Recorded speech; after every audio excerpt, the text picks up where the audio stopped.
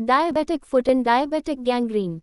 Foot is a complex structure with many layers of muscles, ligaments, joints, arches, fat, thick plantar fascia, vascular arches, neurological system which maintains weight bearing, gravity, normal walk, stability in gait, swing and stance phases.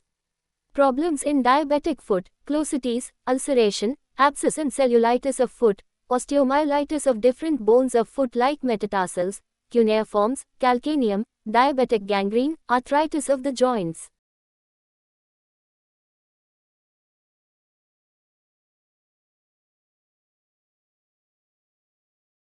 Megid's classification of diabetic foot. XX grade 0. Foot symptoms like pain, only XX grade 1. Superficial ulcers XX grade 2. Deep ulcers XX grade 3. Ulcer with bone involvement XX grade 4. Forefoot gangrene XX grade 5. Full foot gangrene.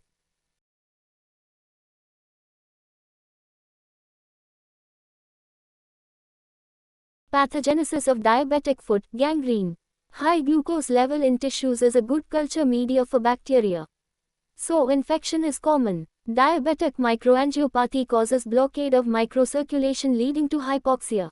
Diabetic neuropathy. Due to sensory neuropathy, minor injuries are not noticed and so infection occurs.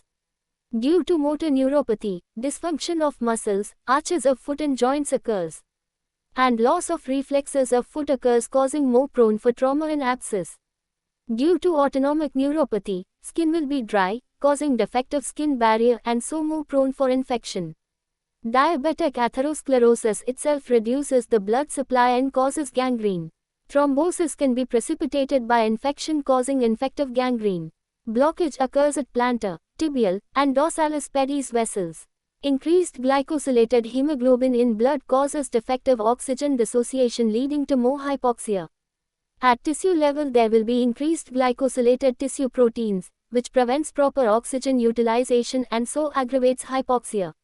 Features: 3/4. Pain in the foot, ulceration, absence of sensation. Absence of pulsations in the foot, posterior tibial and dorsalis pedis arteries, loss of joint movements. Abscess formation, change in temperature and color when gangrene sets in. Patient may succumb to ketoacidosis, septicemia or myocardial infarction. Investigations: 3/4. Blood sugar, urine ketone body, blood urea and serum creatinine. X-ray of part to look for osteomyelitis. Pus for culture and sensitivity.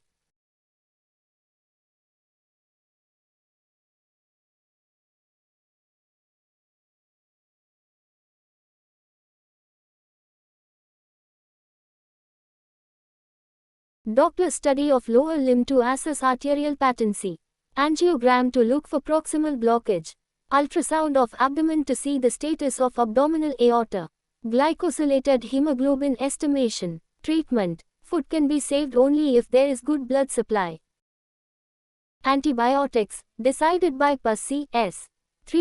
Regular dressing. Drugs: vasodilators, pentoxifylline, dipyridamole, low-dose aspirin. Diabetes is controlled by insulin only. Diet control, control of obesity. Surgical debridement of wound. Amputations of the gangrenous area.